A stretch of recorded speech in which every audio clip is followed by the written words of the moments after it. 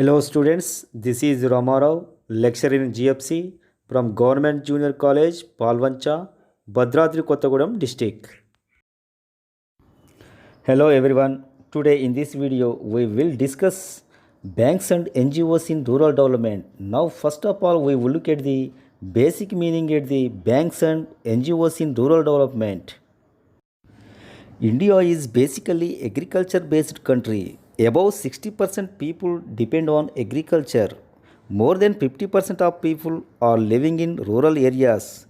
The people who live in rural areas are deprived of basic amenities of life such as food, shelter, employment, safe drinking water, transportation, primary health and education and other facilities which go to improve the quality of life of the rural people. మన దేశ జనాభాలో 60% పైగా వ్యవసాయంపై ఆధారపడి గ్రామాలలో నివసిస్తున్నారు. ఈ గ్రామీణ ప్రజలంతా కనీస సౌకర్యాలైన ఆహారం, వసతి, రక్షిత త్రాగునీరు, విద్య, వైద్య సౌకర్యాలు, ఉపాధి, రవాణా మొదలైన వాటి కొరతతో పేదరికంలో నివసిస్తున్నారు. Hence, our government has been giving top priority to improve the quality of life rural people through several programs of rural development under different 5 years plans. But most of these target-based programs have performed poorly due to lack of adequate resources, proper supervision, and lack of coordination among various government organizations. In order to overcome this setback, the government offered banks and non-government organizations to play a crucial role in rural development. These schemes or programs undertaken by the government for the development of rural people are implementing with the help of banks and non-government organizations. అందువలన ప్రభుత్వం గ్రామీణ ప్రాంతాల అభివృద్ధికై వివిధ పంచవర్ష ప్రణాళికల ద్వారా అనేక పథకాలు కార్యక్రమాలను అమలు చేస్తుంది. కానీ ఈ పథకాలలో చాలా పథకాలు నిధుల కొరత వలన సరైన సమన్వయం, నియంత్రణ లేక విఫలమవుతున్నాయి. ఈ వైఫల్యాలను అరికట్టేందుకు ప్రభుత్వం ప్రభుత్వేతర సంస్థలను గ్రామీణాభివృద్ధిలో ముఖ్య పాత్ర వహించేలా ప్రోత్సహిస్తుంది. గ్రామీణాభివృద్ధి పథకాలు విజయవంతం కావాలంటే వాటి అమలులో ప్రజలు క్రియాశీలక పాత్ర వహించాలి. ఈ విషయంలో ప్రభుత్వేతర సంస్థలు ముఖ్య పాత్రను పోషిస్తున్నాయి. ఇవి తమ సమాచార వ్యవస్థ ద్వారా ప్రజలలో సామాజిక అవగాహనను పెంపొందిస్తున్నాయి.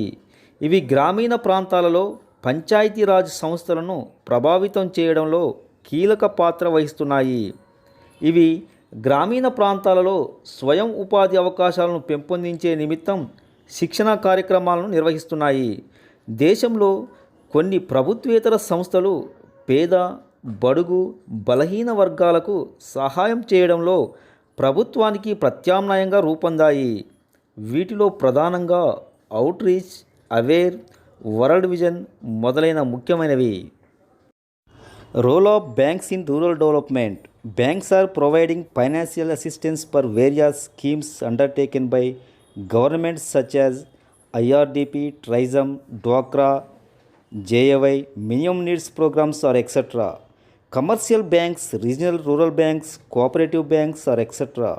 are encouraging rural people by disbursing various types of loans for the improvement of their fields. ప్రభుత్వంచే నిర్వహించబడుతున్న ఐఆర్డిపి, ట్రైజమ్, డ్వాక్రా, జవహర్ గ్రామ స్వరాజ్ యోజన కనీస అవసరాల కల్పన కార్యక్రమాలను అమలుపరచడానికి మరియు గ్రామీణాభివృద్ధిలో ప్రజల సమగ్రాభివృద్ధికై బ్యాంకులు, ఇతర సంస్థలు ఆర్థిక సహాయాన్ని అందిస్తున్నాయి.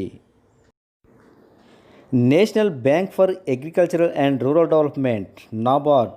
The most important development in the field of rural credit is the setting up of the National Bank of Agriculture and Rural Development. It was set up in July 1982 by an act of Parliament. It is a top organization in respect of all matters relating to policy, planning and operational aspects relating to the flow of credit for the development of agriculture, rural industries, handicrafts, and other allied activities in rural areas. It is a single integrated agency for meeting the credit needs operations of the Agricultural Refinance and Development Corporation, refinance functions of Reserve Bank of India. గ్రామీణ పరపతి రంగంలో అతి ముఖ్యమైన ఘట్టంగా July 1982లో parliament చట్టం ద్వారా నాబార్డు స్థాపించబడింది. అదేవిధంగా ఈ జాతీయ బ్యాంకు సమగ్ర గ్రామీణాభివృద్ధికై, అన్ని రకాల ఉత్పత్తి పెట్టుబడులకై, రైతులకు, కుటీర పరిశ్రమలకు అదనపు అప్పును మంజూరు చేస్తుంది. రాష్ట్ర సహకార బ్యాంకులకు, ప్రాంతీయ గ్రామీణ బ్యాంకులకు, రిజర్వు బ్యాంకులకు అనుమతించిన ఆర్థిక సంస్థలకు స్వల్ప వ్యవధి మరియు దీర్ఘకాల అప్పులను మంజూరు చేస్తుంది. అయితే ఈ నాబార్డు కేవలం వ్యవసాయ రంగానికి మాత్రమే అప్పులు ఇస్తుంది, పరోక్ష సహాయాన్ని చేస్తుంది. అంటే బ్యాంకులకు సహాయాన్ని అందిస్తుంది, ప్రజలకు సహాయం చేయదు. అంటే బ్యాంకుల ద్వారా ప్రజలకు అందేటట్లు చూస్తుంది. Functions of NABARD. NABARD has dual role to play as an apex institution and as a refinance institution, as it is performing all the functions performed by RBI with regard to agricultural credit. At the same time, it has taken over the functions of a Agricultural Refinance Development Corporation, ARDC. The following are the important functions of NABARD. గ్రామీణ పరపతి రంగంలో అతి ముఖ్యమైనటువంటి ఘట్టంగా July 1982లో parliament చట్టం ద్వారా నాబార్డు స్థాపించబడింది. గ్రామీణ ప్రాంతాల అభివృద్ధికి అవసరమైన పరపతి ప్రణాళిక మరియు నిర్వహణ అంశాలలో అత్యున్నత సంస్థగా నాబార్డు రూపొందించబడింది. National bank for agriculture and rural development దీని పూర్తి రూపం.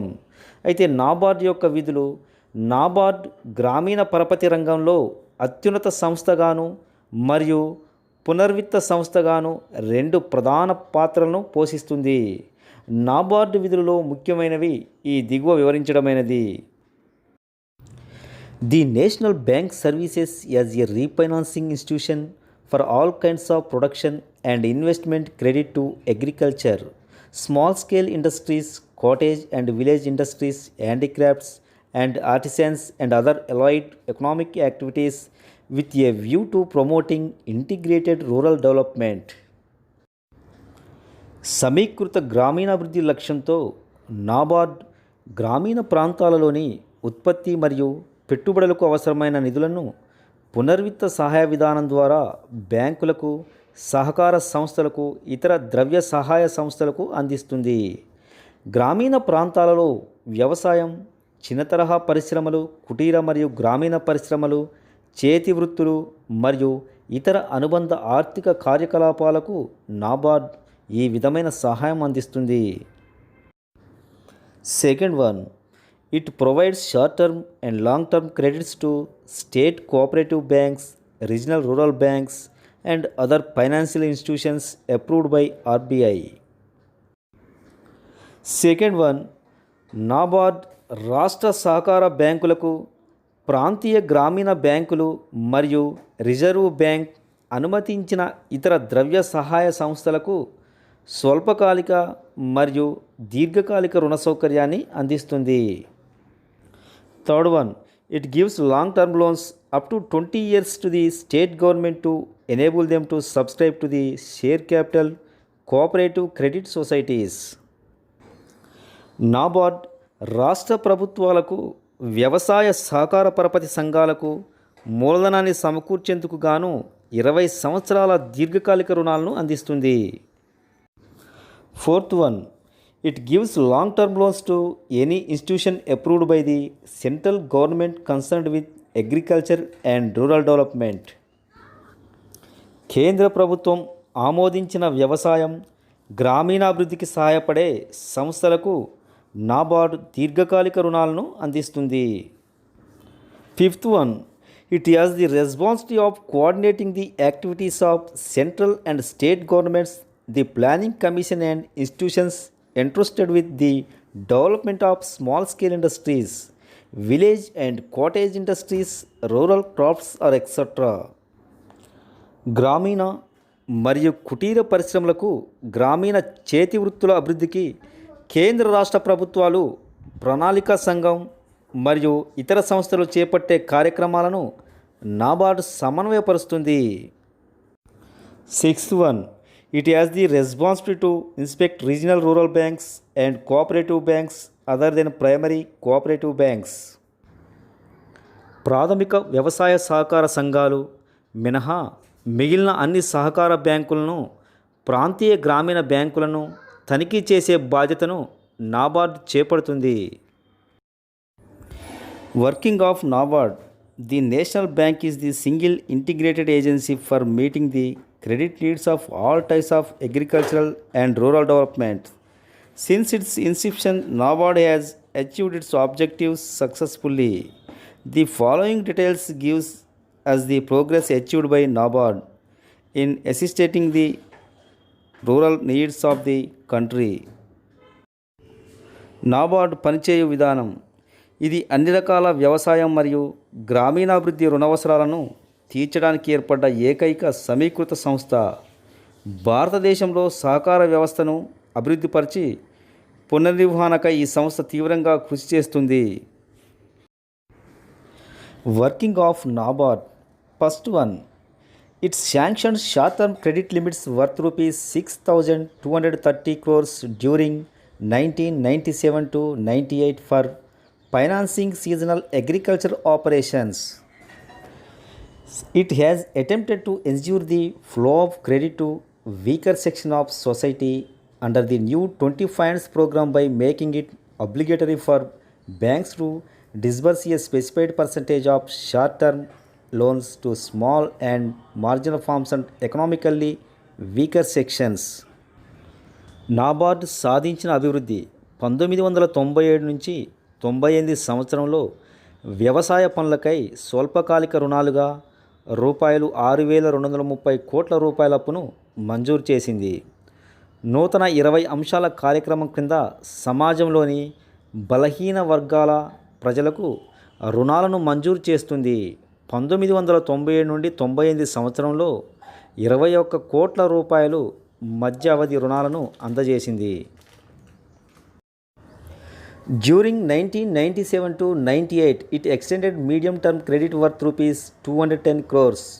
NABARD's refinance assistance under IRDP is specifically to help weaker section of the rural community for minor irrigation, dairy development, sheep and goats figgery, rearing fisheries and small trade or etc. are more important schemes. The National Bank is playing an energetic role in strengthening and reorganizing the cooperative structure in the country. The NABARD has been propagating, promoting and financing the self-help group bank linkage program since 1992. The self-help group programming got the wider acceptability since the inception of the program with participation of 30 central banks and 101 regional rural banks and 17 cooperative banks covering 19 states. Around 265 non-government organizations had participated in the linking program of NABARD. IRDP క్రింద గ్రామీణ సమాజంలోని బలహీన వర్గాలకు, మధ్యతరగతి వర్గాలకు నీటిపారుదల సౌకర్యాలకు, పశుపోషణ, చిన్న వ్యాపారాలకు తోడ్పడే విధంగా దీన్ని రీఫైనాన్స్ విధానం నిర్ణయించబడింది. స్వయం సహాయక గ్రూపులను బ్యాంకులతో అనుసంధానం చేసే కార్యక్రమాన్ని 1992 నుండి ప్రచారం చేస్తుంది. 19 రాష్ట్రాలలోని 30 సెంట్రల్ బ్యాంకులు, 101 ప్రాంతీయ గ్రామీణ బ్యాంకులు, 17 సహకార బ్యాంకులు మరియు 265 స్వచ్ఛంద సంస్థలు ఈ కృషిలో నిమగ్నమై ఉన్నాయి. Commercial banks in rural development. Commercial banks have been playing a crucial role in rural development since 1969. From their nationalization process initiation, the credit facilities of these banks can be classified into two types. First one, direct finance. Second one, indirect finance. Direct finance. These banks are distributing short-term mid-term loans to the agriculture and rural development purpose. Crop loans. The commercial banks disbursing short-term crop loans of the farmers for agricultural activities. Second one, term loans. The commercial banks disbursing term loans for varying periods for purchasing pump sets, tractors, and other agricultural machinery for construction of well and tube wells, for development of fruit and garden crops, or leveling and developing of land, for the purchase of flow animals or etc. Commercial banks also extended loans for dairying, poultry farming, next figgery, beekeeping, fisheries or etc. వాణిజ్య బ్యాంకులు.